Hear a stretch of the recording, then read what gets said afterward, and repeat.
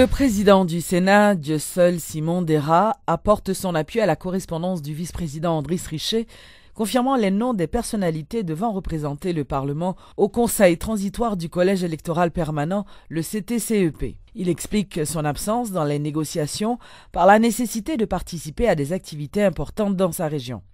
De plus, le sénateur Dera assure qu'il a voulu prouver qu'il n'entendait exercer aucune influence sur le choix des représentants. Il affirme n'avoir pas été informé de l'identité des personnalités désignées avant de donner son feu vert à la signature de la correspondance officielle. Rappelons que la présidence avait sollicité par le biais du directeur du cabinet du chef de l'État ainsi que du directeur de la communication de la présidence des informations supplémentaires sur le dossier. Il s'agit du mandat autorisant le vice-président du Sénat, Andriss Richet, à parapher la correspondance, confirmant les noms des personnalités désignées par la commission bicamérale. Le chef de cabinet du président, Anne-Valérie Milfort, avait demandé au sénateur Richet de lui communiquer le document. Le parti Famille-Lavalas a annoncé sa participation aux prochaines élections. Les responsables de cette formation politique plaident en faveur de la mise en place d'un organisme électoral crédible et indépendant. Nous décidons pour nous aller dans l'élection, pour nous rebattre le peuple là, droit de participation, littéraire ici gagné à la Constitution 87 là, pour bailler 10 ans sous décision qu'a pris dans la politique pays. Nous décidons pour nous aller dans l'élection, pour nous reprendre route de changement. Le peuple a l'esprit. Le peuple a voulu prendre bonne route là. Avec lui, nous avons construit une stratégie. Famille Lavalas déclaré, il va mener campagne contre tout candidat à l'oral. La campagne ça a démarré depuis journée jeudi pour l'arrivée en 2016. En nous faisant pour nous répéter, nous pourrons voter contre tout candidat à l'oral. Nous pourrons voter contre tout candidat à l'oral. Ouais, pas ouais. Depuis qu'il y a une élection libre, honnête, démocratique, nous avons remporté la victoire, l'avalassement. Nous seuls nous faibles, ensemble nous forts, ensemble, nous serons valables.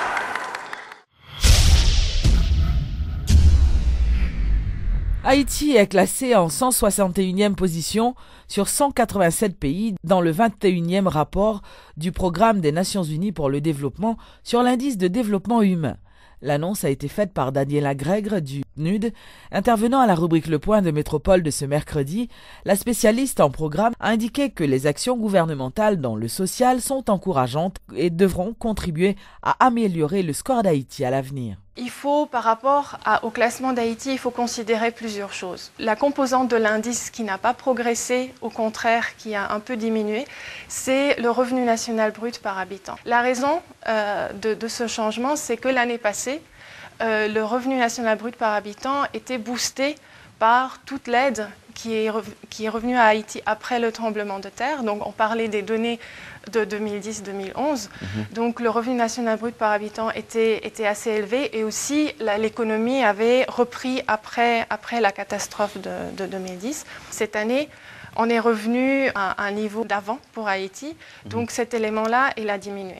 Les autres indicateurs, les indicateurs d'éducation et de santé, qui d'un point de vue de développement humain sont peut-être plus importants que le revenu national, ces indicateurs de par les années, ont toujours subi quand même une progression.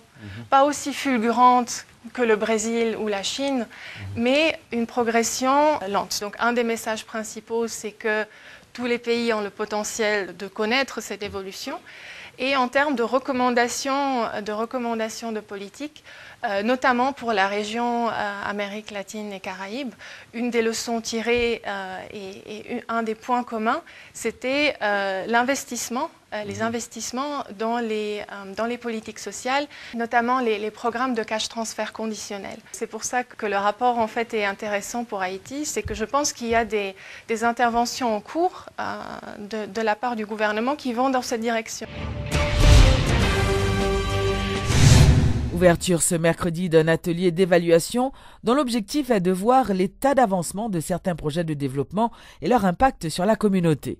C'est une initiative du ministère de l'Agriculture, de concert avec la Banque mondiale et d'autres partenaires, selon ce qu'a fait savoir le secrétaire d'État à la production végétale, Fresner Dorsin. Premier résultat, c'est que cadres et professionnels ministère motivés par les nécessités qui gagnent pour que chaque projet et programme objectif que nous mesurer atteinte objectif. C'est le premier résultat. Deuxième résultat, c'est de mettre en place, faire des réflexions pour que y ait des outils qui nous amènent des outils qui sont dans le système suivi évaluation ministère pour que les vignes tout nos habitudes que depuis qu'on cob cap investi dans le secteur que faut qu'il y ait des résultats. Et troisième élément encore qui presque maintenant, c'est que nous avons des bases de données fiables. Côté, nous avons encouragé des gens à venir investir dans le secteur par rapport à tel sous-secteur qui baille et meilleurs résultats que l'autre. On a profité de programmes et projets qui sont dans le ministère de l'Agriculture, qui sont financés par Zanminou et bailleurs de fonds BID, Banque mondiale, pour que nous installions réellement dans le ministère de l'Agriculture un véritable système d'évaluation pour nous connaître les investir en good. Dans le secteur agricole, là, combien de rapporté, qui bénéficie les bails, qui impacte les bails sur accroissement de production, non seulement accroissement de production, qui impacte les gains sur revenus et impacte les gains sur amélioration des conditions socio-économiques mondiales. Le ministère de l'Agriculture a procédé ce mardi au lancement des travaux de réhabilitation du tronçon de route Cornillan-Grandbois. La réhabilitation de cette voie longue de 2 km devrait permettre aux producteurs de la zone la vente de leurs denrées alimentaires, a expliqué l'agronome Arnoux Séverin, directeur départemental de l'Ouest du ministère de l'Agriculture. Le travail ça allait entrer dans tout un ensemble que le ministère mettait sous pied pour capable et bailler l'agriculture bourrade qui est nécessaire pour que les paysans, agriculteurs, entrepreneurs et tout le monde d'une façon ou d'une autre, consommateurs qui vivent de l'agriculture, sont capables de joindre une amélioration. La piste agricole, c'est des routes, c'est-à-dire des sentiers même quelquefois, qui permettent que les gens soient capables de circuler et avec production agricole de endroit pour aller dans l'autre endroit. Et comme nous connaissons, et pour faire commercialisation agricole, besoin de route, pour capable de faire intrant et dans la zone où besoin de route et pour vendre produits où besoin de route. Alors, dès que pas de route, ça est censé diminuer la capacité de nous pour capable de livrer les marchandises que vous avez. Le ministère du Commerce a réalisé un atelier de travail de 2 jours autour du thème « La propriété intellectuelle, un outil de développement ». Cette séance de travail a été organisée en partenariat avec l'Organisation mondiale de la propriété intellectuelle ainsi que le Bureau haïtien des droits d'auteur. C'est une initiative devant permettre l'actualisation des lois régissant la matière en vue d'encourager la création artistique et l'investissement en Haïti. Le problème qui est posé, c'est que la propriété intellectuelle, là, li dynamique, son dynamisme extraordinaire que vous n'avez pas qu'à saisir. Comprenez bien, si nous prenons la loi brevet 1922, vous imaginez que en 1922, au tas de monde, ou même là, on a les micros, ou bien on en face moi, et ou après image là, son, ou va passer, on bagaille les télévisions, pas quoi. Au tas de monde, nous devant un appareil comme ça aurait l'internet. Si le caméra, nous te mettre dans l'autre bout du monde, ou après les parler avec lui. Donc ça fait plus de 90 ans. Donc le roi ça, les grands monde, les vieux, les incapables pour le traduire réalité ça qui connaît là que propriété industrielle là. OK? Donc c'est tout à fait normal si nous voulons arrêter la compétition parce que propriété intellectuelle quel que soit côté aller toute grande entreprise regardez pour elle. Ça qui est plus important la caillou, c'est droit propriété intellectuelle. Hein? Donc si nous prenons un simple droit d'auteur, auteur de Harry Potter, en un rien de temps, elle devient plus riche que la reine Elisabeth elle-même, qui reposait sur plusieurs siècles. Et Harry Potter utilisé pour près de 30 000 marques. Il a fait cob. qu'on y a nous poser nos questions. Pour que ça nous-mêmes, nous pas capables de faire comme tout. C'est parce que nous pas organisés.